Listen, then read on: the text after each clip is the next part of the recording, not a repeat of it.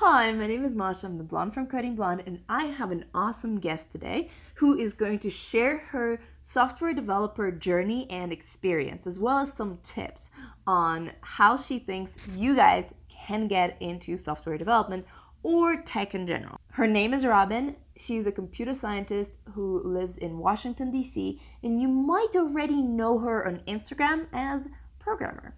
Robyn is a full-stack developer at a startup and also serves on a board of directors at Autism Speaks. So let's hear about her experience as a software developer.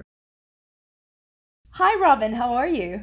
Hey Masha, I'm good. How are you? Doing well. Thank you so much. And I am very excited to have you on my channel once again and to talk about what it means to be a software developer. So let's jump straight into it. What does it mean to be a software developer? What do you do? So I take complex problems that are usually explained to me in English and I break them down and figure out how I can use a different language, so not English, but a programming language, to then solve those problems. I love that explanation. That is the simplest way to put it, and it's so true. You're just basically solving problems in a different language. I think that's the best way to visualize it. And what technologies and what languages do you use regularly? I come from a Java and C background, so I naturally really got into Android development, and from there I have to use a lot of like Android Studio, and I had to get an Android phone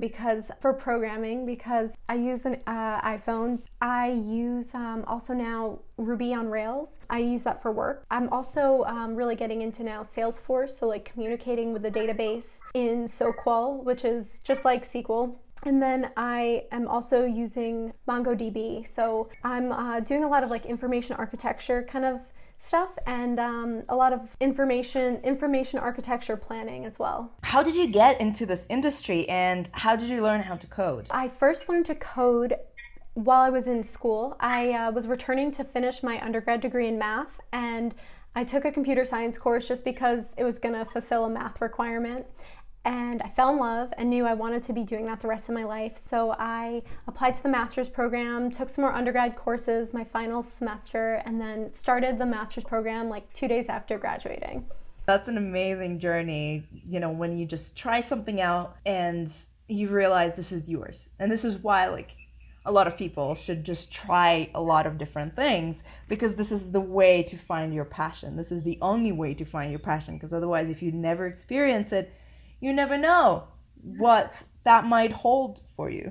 And how do you stay up to date with all these technologies? It sounds like you're doing so much and, they're constantly developing, constantly being updated and all that stuff. How do you stay on top of that? So luckily, software is really also caught up with the time. So like, for instance, it's very common that Android Studio will roll out an update. And luckily, they make it very easy to just do everything somewhat automatically, which is great. But sometimes I also have to remember not to get caught up in, jumping into another technology and thinking that the one I'm using isn't relevant anymore, because that's not the case. For instance, when Kotlin became supported by Android, people were speculating that Java was going to become obsolete, and that's not the case.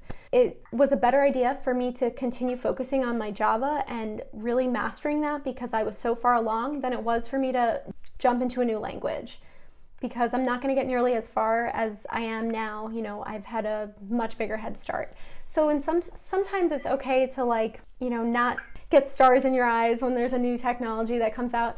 I try to read, articles, but I do like to stay up to date on hardware. So having fancy monitor and having, proper equipment, like a microphone. So I am definitely into the product side of new technology. Yeah, and with the rate that it's being updated, you need to buy a lot of new things.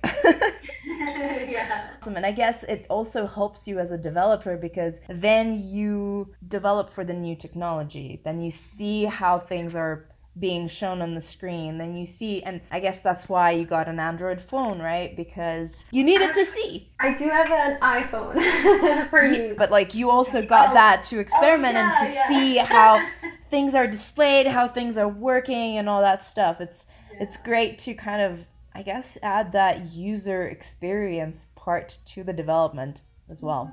Yeah, you really can't develop something without thinking about the user experience in this day and age. And if you're not aware of it, you're not going to be able to provide at your job. Absolutely. It's all about user experience nowadays.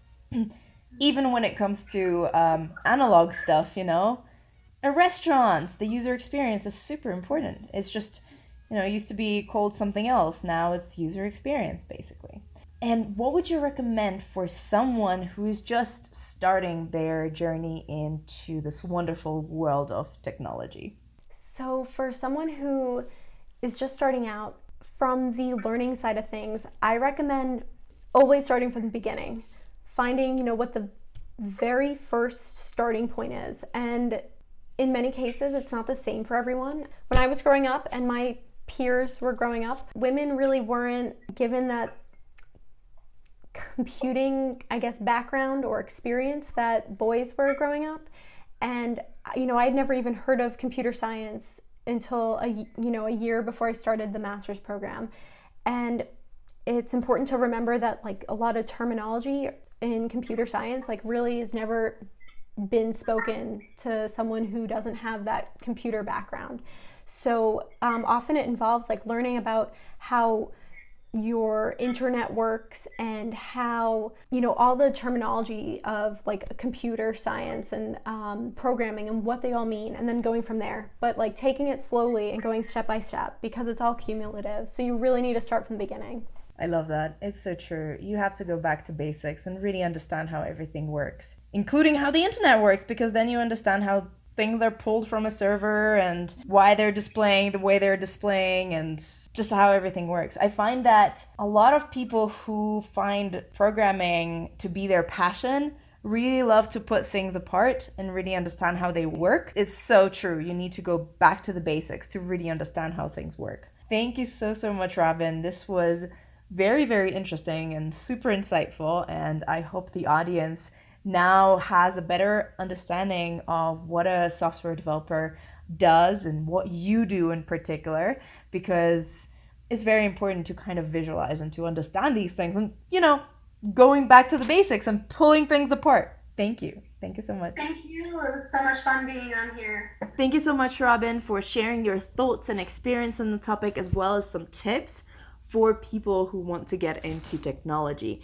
That was amazing. I hope you guys have found it useful. And if you want to follow Robyn on social media, you can do so on Instagram. Her username is programmer, and you can also find an active link below in the description. So go scroll down and follow her right now. What are you waiting for? I hope you've enjoyed this video. Make sure to subscribe to my channel, and you can also find me on social media as Coding Blonde, including Instagram and all that good stuff. Links are below as well if you're interested. And yeah, have a wonderful time of the day you're currently experiencing.